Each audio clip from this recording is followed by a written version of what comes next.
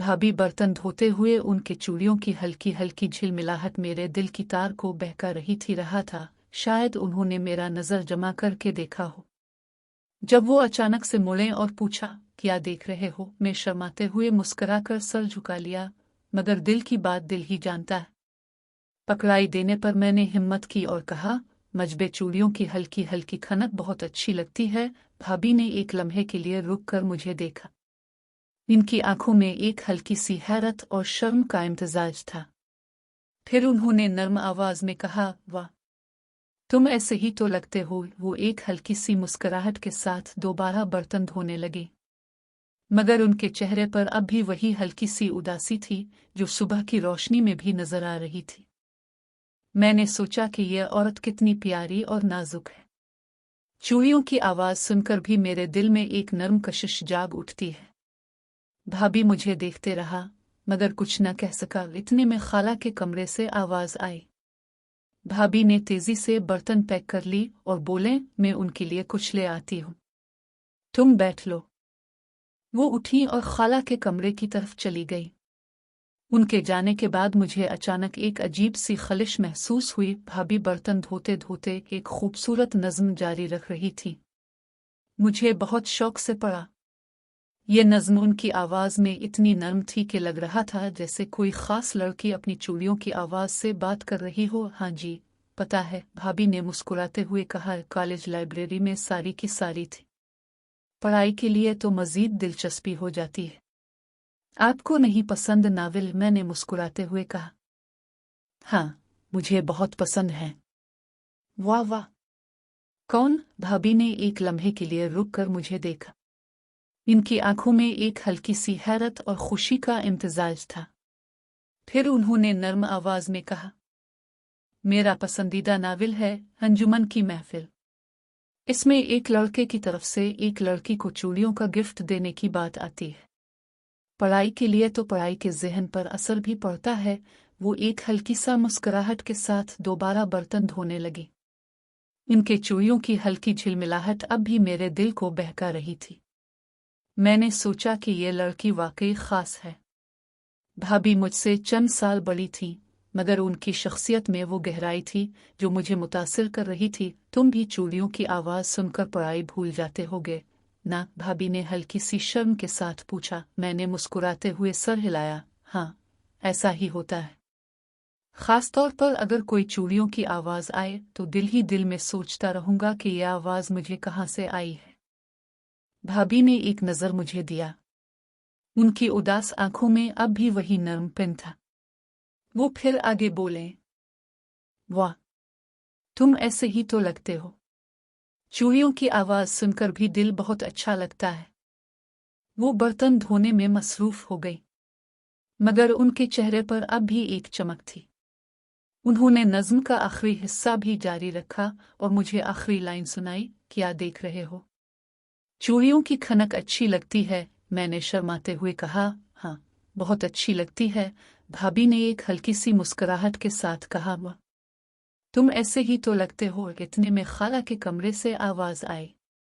भाभी ने तेजी से बर्तन पैक कर ली और बोले, मैं उनके लिए कुछ ले आती हूँ, तुम बैठ लो। वो उठी और खाला के कमरे की तरफ चली गई। इनके जाने के बाद मुझे अचानक एक अजीब सी खलिश महसूस हुई। भाभी बर्तन धोते धोते एक खूबसूरत नज़्म जारी रख रही थी। मुझे बहुत शौक से पढ़ा।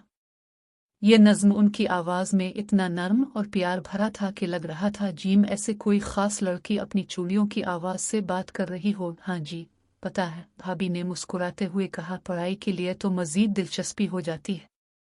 आपको नहीं पसंद नावल? ने मुस्कुराते हुए कहा। हाँ, मुझे बहुत पसंद है। वाह वाह, कौन? भाभी ने एक लम्हे के लिए रुक कर मुझे देखा। इनकी आंखों में एक हैरत और खुशी का इम्तिजाज था। फिर उन्होंने नर्म आवाज में कहा, मेरा पसंदीदा नावल है अंजुमन की महफिल। इसमें एक लड़के की तरफ से एक लड़की को चूड़ियों का गिफ्ट देने की बात आती है। पढ़ाई के लिए तो पढ़ाई के ज़हन पर असर भी पड़ता है। वो एक हल्की सा मुस्कुराहट के साथ दोबारा बर्तन धोने लगी। इनके चूड़ियों की हल्की झिलमिलाहट मेरे दिल को बहका रही थी। मैंने सोचा कि ये लड़की वाकई खास है। भाभी मुझसे चंद साल बड़ी थी, मगर उनकी शख्सियत में वो गहराई थी जो मुझे मुतासिर कर रही थी। तुम भी चूड़ियों की आवाज़ सुनकर पढ़ाई भूल जाते होगे, नाथ? भाभी ने हल्की सी शर्म के साथ पूछा। मैंने मुस्कुराते हुए सर हिलाया। हाँ, ऐसा ही होता है। खास तौर पर अगर कोई चूड़ियों की आवाज़ आए तो दिल ही दिल में सोचता रहूंगा कि यह आवाज़ मुझे कहाँ से आई है। भाभी ने एक नज़र मुझे दिया। उनकी उदास आंखों में अब भी वही नरमपन था। वो फिर आगे बोले, वाह, तुम ऐसे ही तो लगते हो। चूड़ियों की आवाज़ सुनकर भी दिल बहुत अच्छा लगता है। वो बर्तन धोने में मसरूफ़ हो गई, मगर उनके चेहरे पर अब भी एक चमक थी। उन्होंने नज़्म का आखिरी हिस्सा जारी रखा और मुझे आखिरी लाइन सुनाई। क्या देख रहे हो? चूड़ियों की खनक अच्छी लगती है। मैंने शर्माते हुए कहा, हाँ, बहुत अच्छी लगती है। भाभी ने एक हल्की सी मुस्कुराहट के साथ कहा, वाह, तुम ऐसे ही तो लगते हो। इतने में भाभी ने नर्म आवाज में कहा, लगता है आपको फरहत इश्तियाक की लिखारी ज्यादा पसंद है। मैंने मुस्कुराते हुए कहा, हाँ, वाह वाह, फरहत इश्तियाक वाकई वो कमाल लिखती हैं। उनके किरदार और उनके जज्बात बहुत ही आर्टिस्टिक होते हैं। रोमानवी कहानियां सुनकर उनके चेहरे पर हल्की सी लकीर पड़ जाती है। भाभी ने एक लम्हे के लिए रुक कर मुझे देखा। उनकी आंखों में एक हल्की सी खुशी और हैरत थी। फिर उन्होंने मुस्कुराते हुए कहा, वाह, तुम वाकई खूबसूरत लिखती हो। वो एक हल्की सा मुस्कुराहट के साथ दोबारा बर्तन धोने लगी, मगर उनके चेहरे पर अब भी वही नर्म मुस्कुराहट थी। इतने में खाला के कमरे से आवाज आई। भाभी ने तेजी से बर्तन पैक कर ली और बोले, मैं उनके लिए कुछ ले आती हूँ, तुम बैठ लो। वो उठी और खाला के कमरे की तरफ चली गई। उनके जाने के बाद मुझे अचानक एक अजीब सी खलिश महसूस हुई है मेरे बेटे, भाभी ने नर्म आवाज में कहा। आहिस्ता आहिस्ता हमारे दरमियान अजनबियत की दीवार गिरने लगी है। रात को जब सोते वक्त कुछ न पढ़ूं तो नींद न आती। मुझे लगता था जैसे कोई दिल की बात मेरे कानों में आ रही हो। इसीलिए आपको हुए तो अब बिला जेजे का कोई भी नावल ले सकती है। मगर वो मुस्कुरा कर कहा, कल दिन में आराम से सर्चिंग करूंगी। इनकी मुस्कुराहट में वही नरमपन था जो हमेशा दिल को छू जाती थी। वो फिर आगे बोले, तुमने खाना खाया तो?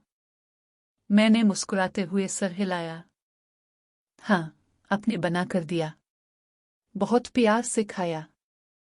भाभी ने एक लम्हे के लिए रुक कर मुझे देखा। इनकी आंखों में अब भी वही उदासी थी, मगर इस उदासी के पीछे एक चमक भी थी। वो फिर मुस्कुरा कर कहा, वाह, तुम ऐसे ही तो लगते हो।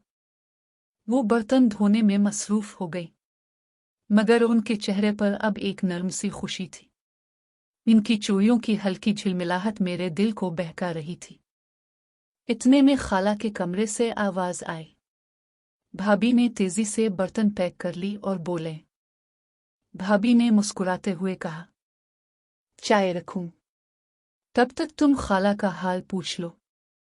उन्होंने गोया तरीके से बात को बदल दिया। मुझे समझ आ गई कि वो वाकई बहुत करीब आ रही हैं। मैं सर हिलाया और आंटी के कमरे की तरफ चला गया। दरवाज़ा आहिस्ता से खोलते ही आंटी बिस्तर पर बैठकर एक ड्रामा देख रही थी।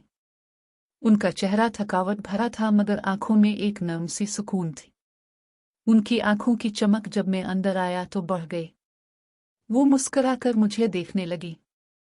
क्या हाल है बेटा? उन्होंने पूछा। मैंने मुस्कुराते हुए कहा, आंटी, बहुत बेहतर हैं। भाभी ने आपके लिए बहुत प्यार से सब खाना तैयार किया था। वो रात भर जाग कर आई थी।